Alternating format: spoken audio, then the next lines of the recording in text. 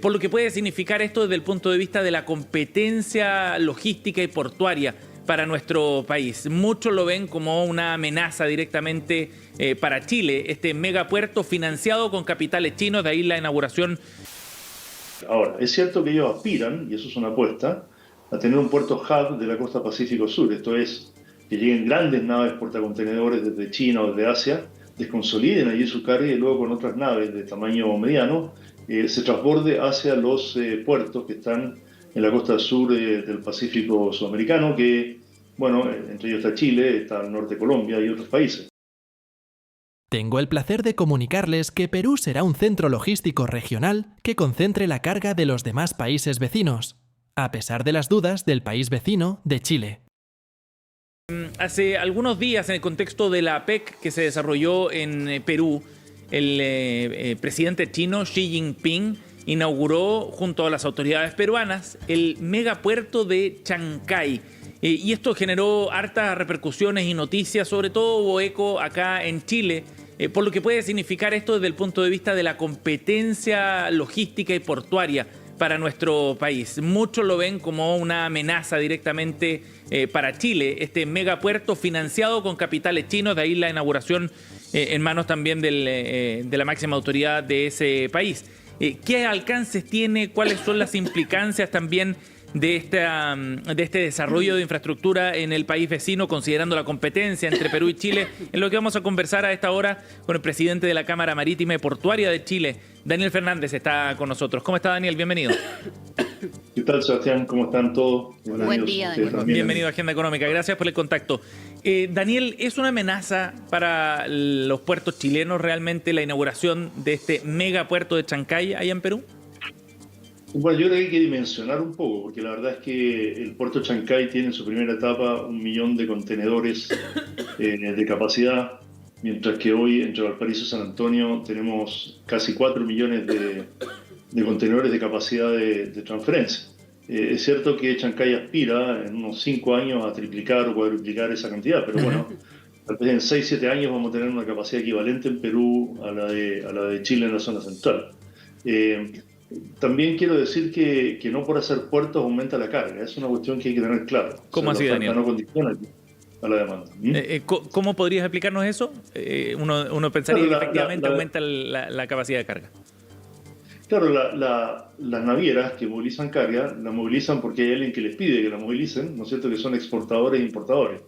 La exportación e importación de un país depende del tamaño de la economía, de su dinamismo y de los convenios o aperturas internacionales que tenga. Entonces, si nada cambia en términos del movimiento de carga, me refiero a la demanda por mover carga, bueno, por más que tú agregues capacidad, lo que puede hacer es reducir congestión, eventualmente reducir costos, pero no va a cambiar la estructura de la demanda por esa sola razón. De acuerdo. Ahora, me imagino que en todo caso es una señal también la que da China desde ese punto de vista de apostar por la construcción de un puerto de este tipo. El mismo Xi Jinping lo destacaba como un corredor importante marítimo para conectar al mercado asiático con Perú. En ese sentido, ¿cómo interpreta entonces la señal que da China al hacer esta inversión ahí en Perú? Bueno, ellos movilizan hoy día los productos por ¿no es cierto? Bueno, ellos están ampliando Callao, básicamente, eso es lo que están haciendo. O sea, los productos movilizados por Callao hoy día tienen mucha congestión, entonces hacen un puerto 70 kilómetros al norte de Lima, que es poco, ¿cierto? Claro, para ampliar esa capacidad. Ellos tienen un problema local. Ahora, es cierto que ellos aspiran, y eso es una apuesta, a tener un puerto hub de la costa Pacífico Sur, esto es, que lleguen grandes naves portacontenedores desde China o desde Asia, desconsoliden allí su carga y luego con otras naves de tamaño mediano se transborde hacia los puertos que están en la costa sur del Pacífico Sudamericano, que, bueno, entre ellos está Chile, está el norte de Colombia y otros países. Pero eso es una cierta apuesta estratégica de largo plazo que va a depender totalmente de cómo las navieras definan sus itinerarios para atender a la demanda que tienen. Ajá. Y en ese sentido, Chancay ofrece algunas ventajas, por ejemplo, desde el punto de vista competitivo, respecto a la oferta portuaria que tiene Chile hoy. Bueno, a ver, dos cosas. Una, Chancay puede atender naves de gran tamaño. Estamos hablando de naves que son de 400 metros de eslora o largo, 60 de manga o ancho, y 6 metros calado o profundidad. que Chile no tiene hoy. Chile no tiene la capacidad para recibir esos buques. Ahora, la pregunta que hay que hacerse es si necesitamos tenerla, ¿no es cierto? Y la verdad es que, dada la estructura de la demanda, el tamaño de la economía, no se puede pensar que en el corto plazo tengamos el arribo de esas naves, primero. Y segundo, que no hay tantas naves de esas, porque recién se están construyendo en astilleros. Las navieras lo han solicitado. Entonces, esa ventaja puede ser de largo plazo si es que en Chile no hacemos alguna inversión que habilite, diría yo, un par de sitios en todo Chile para recibir ese tipo de naves.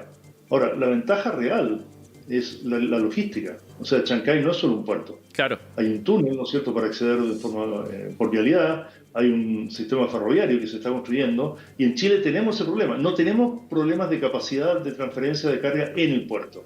Tenemos graves problemas en los accesos, por congestión, por falta de inversión en ese lugar. Entonces, nosotros tenemos que eficientar eso antes que pensar responder con más capacidad en los puertos. Nosotros no hemos visto un plan de desarrollo potente que implique inversiones fuertes de acceso a los puertos. O sea, es impensable hacer puertos de gran escala sin ferrocarriles de gran escala. No puedes tener una nave que llega, descarga 5.000 contenedores en un día y tiene 5.000 camiones tratando de entrar y pasando por la ciudad para poder movilizarlos. ¿Te fijas? Eso es bien absurdo. Entonces, estamos poniendo mal el foco desde mi punto de vista.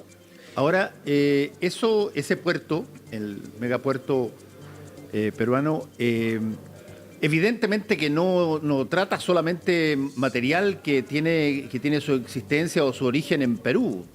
También eventualmente puede canalizar otro tipo de países que, como Bolivia, que no tiene, por ejemplo, salida al mar, podría salir por ahí y eso generar otro problema desde el punto de vista de las relaciones internacionales. Hola Fernando, ¿qué tal? Buen día. Hola. Mira, la verdad es que, de nuevo, esa es una aspiración. O sea, ellos van a mover la carga de ellos. Sí. Ahora, la aspiración es que una nave, por ejemplo, que lleva cobre a China, desde Chile, se transfiere una nave mediana, vaya a Chancay, ahí haga un transbordo, una nave más grande y se lleve esa carga a China, por decirlo algo gráfico.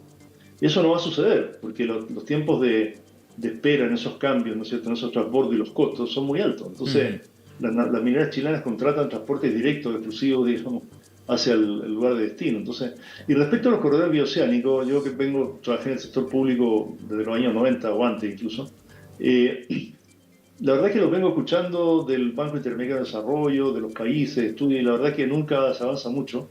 Pues yo creo que no es razonable pensar que alguien que está en la zona de centro de Brasil va a sacar la carga por Perú en vez de sacarla por el puerto de Santos en Brasil, porque los costos de transporte terrestre son enormes, hay que pasar una cordillera. En cambio, cuando uno embarca en Santos, bueno, el transporte marítimo es de mucho menor costo por kilómetro que el transporte terrestre.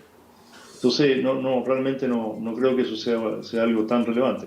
El caso de Bolivia es distinto, como tú dices, porque bueno, hay cercanía. Sí, pues. Ahora, la carga boliviana en Chile también tiene un problema. O sea, según el tratado hay que dejarle que almacenen durante un año, hay que darle sitios exclusivos en Arica. Entonces, es una carga que sí es interesante, pero también tiene sus problemas. Sí. No se puede revisar, por ejemplo, esta carga. Daniel, en esto también hay asuntos geopolíticos, ¿no?, de por medio. Ya veíamos ese interés de China por invertir en Perú. Algunos lo ven como un riesgo también para el mismo mercado peruano. Y por el contrario, habría interés de inversionistas de Estados Unidos por invertir acá en San Antonio como una forma también de contrapesar quizás ese grado de influencia que China está desarrollando en la costa peruana. ¿Cómo analiza el efecto geopolítico de esas decisiones que vienen para la infraestructura en Chile? No creo que una empresa norteamericana privada invierta en Chile solo por el tema de que le interesa al gobierno de Estados Unidos su posicionamiento geopolítico. Ajá. Estados Unidos, que yo sepa, no da subsidio a sus empresas para que se instalen en países, tampoco tiene puertos públicos que inviertan en otros países. Entonces es una particularidad en el caso chino esta que estamos viendo.